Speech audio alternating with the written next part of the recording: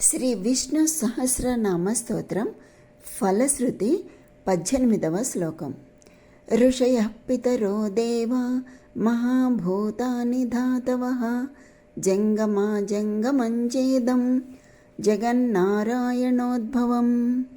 ఇందులో ఋషయః అనగా మరీచ్యాది మహర్షులు, పితరః అంటే అగ్నిశ్వాత్తాది పితృదేవతలు, దేవాః అనగా బ్రహ్మాది దేవతలు, మహాభూతాని అంటే ఆకాశాది పంచభూతములు, ధాతవః అనగా ఇంద్రియములు, ఇదం ఈ ప్రత్యక్షాది ప్రమాణాత్మకమగు జంగమా జంగమంచ, జంగమా జంగమం అనగా చరాచరాత్మకమైన జగత్ అంటే ప్రపంచము, నారాయణోద్భవం అనగా నారాయణు నుండి ఉద్భవించినవే అంటే సర్వమును నారాయణు నుండి ఉద్భవించినవే అని.